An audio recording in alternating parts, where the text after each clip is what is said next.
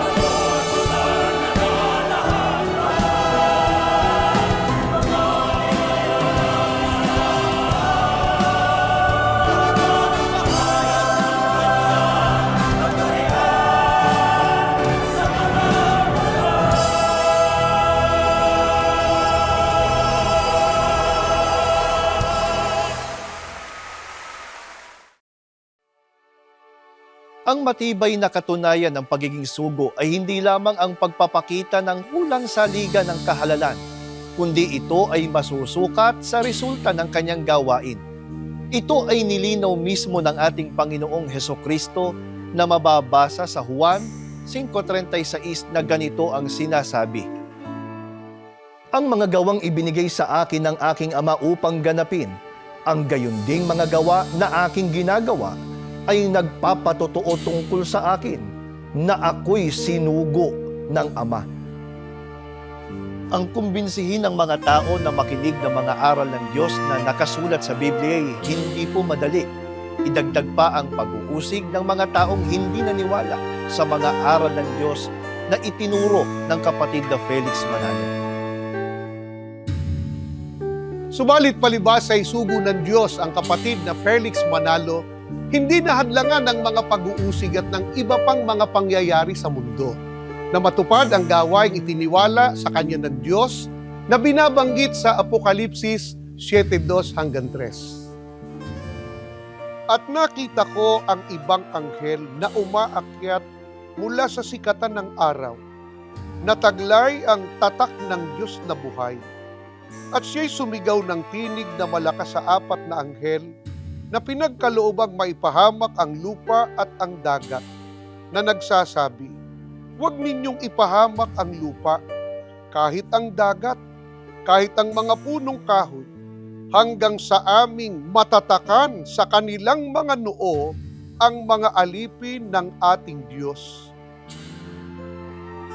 Ang pagtatatak na tinutukoy ay ang pangangaral ng dalisay na ebanghelyo na ang sasampalataya ay tatatakan ng Espiritu Santo na patotoo ng mga taong tunay na sa Diyos at magmamana ng kanyang mga pangako.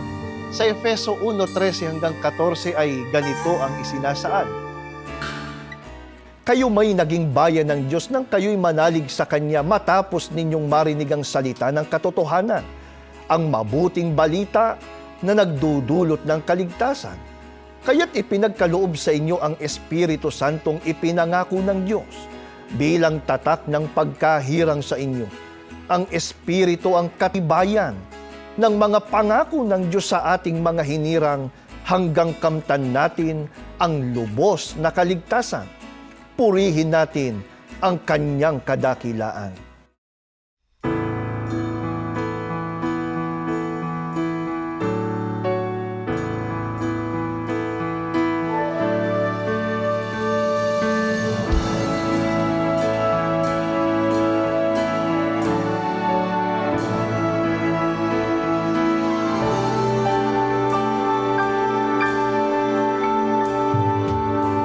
Sa simula'y nagpanukala ka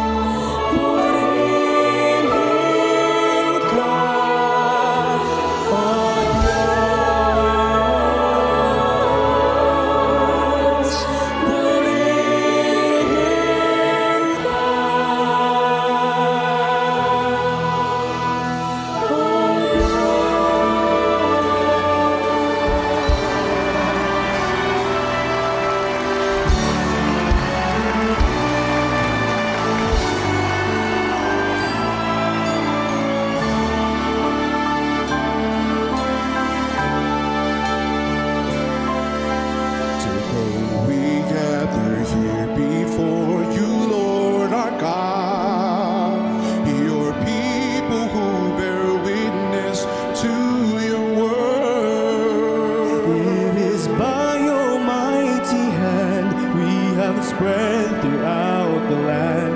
This was long foretold through your prophetic word. Your love for us unfolds through countless victories. Your nation's glory shines across the sea. Now the world over will see your true church in her glory. And for this, oh God, we'll praise you evermore. For your promises to us, oh God, have been fulfilled. We will praise your name most high throughout our lives. As you pour the final touches on the work of salvation, may we never cease to grow in fervor and in love, so that we may all complete this race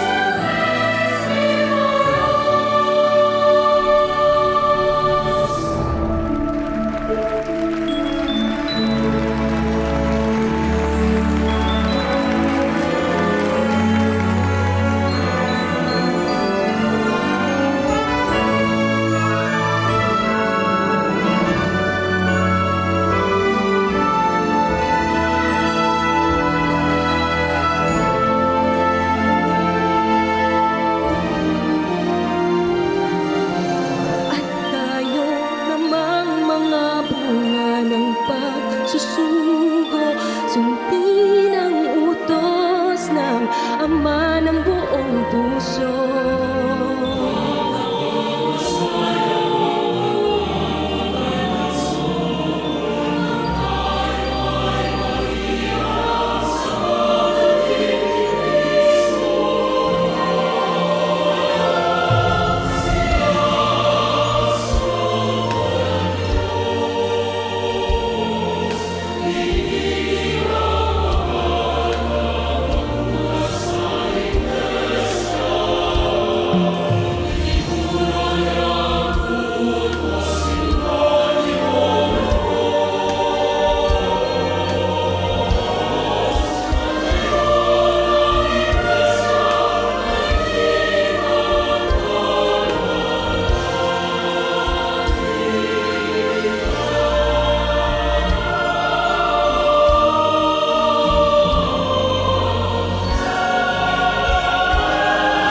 Siyang sugo ng Diyos, pinili ng Ama na manguna sa iglesia.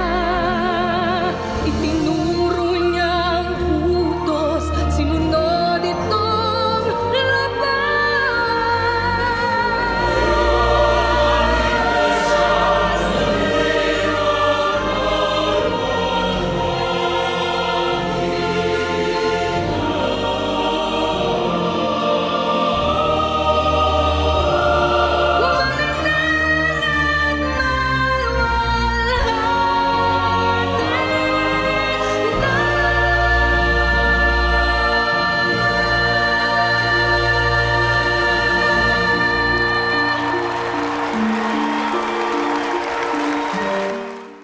Mahigit 100 taon na ang nakararaan ng simula ng kapatid na Felix Manalo ang pagtupad sa gawain ito na itiniwala ng Diyos.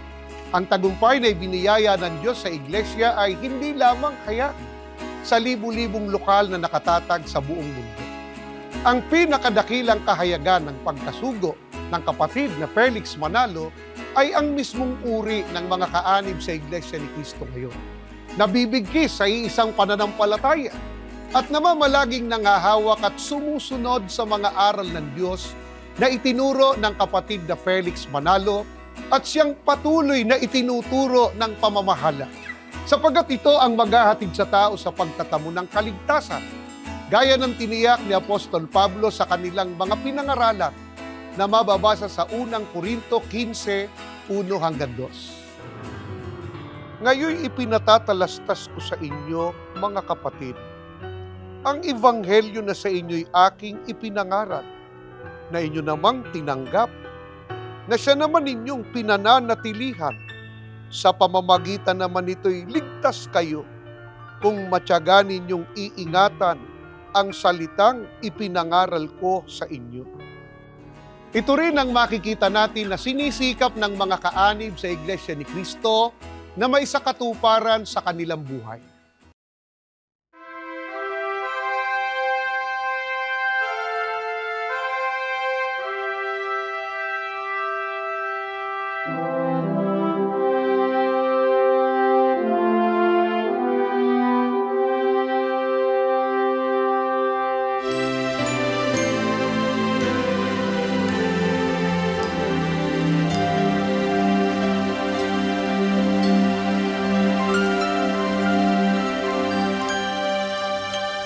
From the rising of the sun in the islands of the sea is where it all began in 1914. The Church of Christ was restored in these last days. Oh Lord, you shine your light, you shine your for all to see. You gathered all of the chosen one, and you gathered all of your chosen ones. We are here, oh Lord. We've gathered from all over the world. Yes, we are here, your children, your sons and daughters, your one true nation. With one voice we praise you, Lord. With faith that we shall be blessed to live with you eternally. The sun sets in the west, where truth has touched our hearts. Over every ocean and mountain,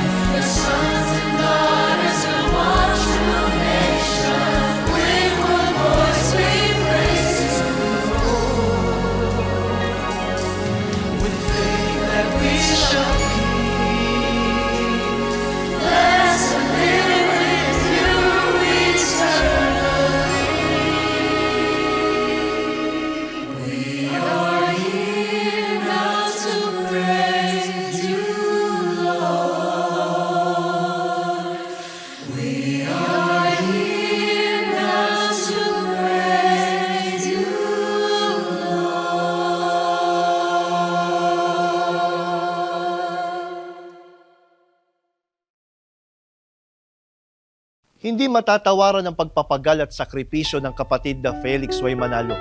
Ginugol niya ang kanyang buhay sa pangangaral ng mga salita ng Diyos upang matiyak na ang iglesia ay maihatid sa kaligtasan.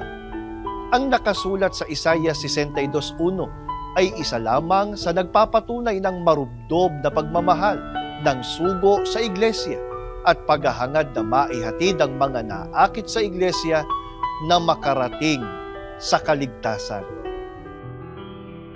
Dahil sa Sion ay hindi ako tatahimik, at dahil sa Jerusalem ay hindi ako magpapahinga, hanggang sa ang kanyang katwiran ay lumitaw na parang ningning, at ang kanyang kaligtasan ay parang ilawan na nagniningas. Ito rin ang buong giting na itinataguyod ng pamamahala sa iglesia sa pangunguna ng ating tagapamahalang pangkalahatan, ang kapatid na Eduardo V. Manalo, gaya ng sinikap ng mga apostol na mababasa natin sa Colosas 1:28 na ganito ang nakasulat. Yan ang dahilan kung bakit namin ipinangangaral si Kristo. Pinaaalalahanan namin ang lahat at buong linaw na tinuturuan ayon sa aming makakaya upang maiharap namin sa Diyos ang bawat isa, sakdal at walang kapintasan dahil sa pakikipag-isa kay Kristo. Ang marubdob at banal na hangaring ito ang sinisikap naman ng mga kapatid na masuklian din ng katapatan sa Diyos at sa nabiyayang banal na kahalalan.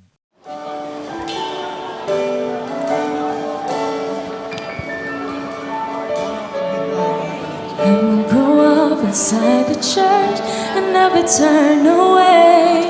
This is God's true and holy church. I will forever stay. I will grow up and never forget the good things God has done to every person. I will proudly say, I will forever stay. I will follow. I'm a member of the Church of Christ until the end, until the end. I am a member of the Church of Christ.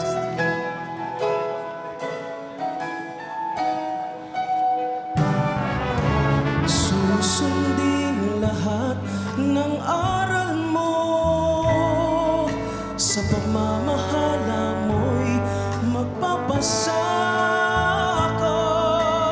Magpapakatatag sa aking tungkulin. Ako'y magtatapat, mananatili.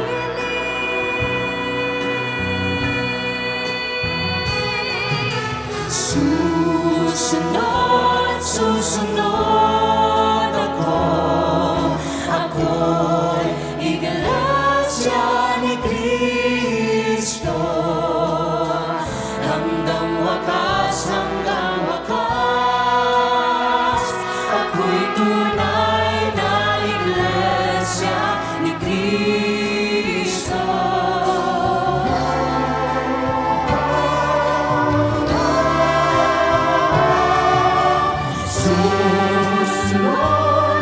Susunod ako.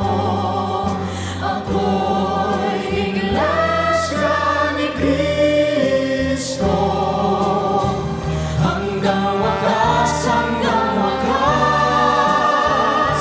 Ako'y tunay na iglesia ni Cristo.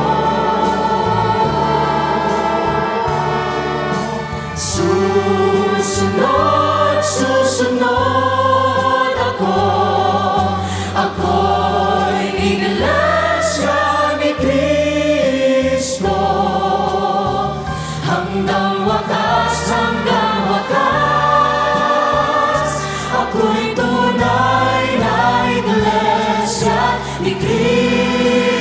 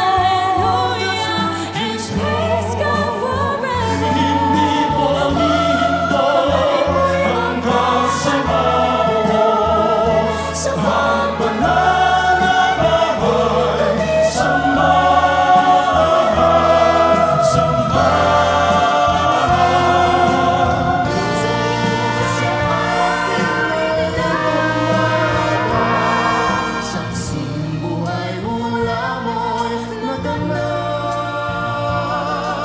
Pangako mo sa iglesia'y natupad.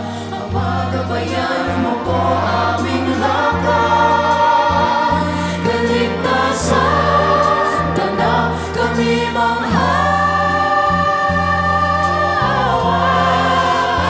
Kaya aming Ama, naririto kami. Nangangako kami mananatili sa isang tunay na Iglesia ni Cristo.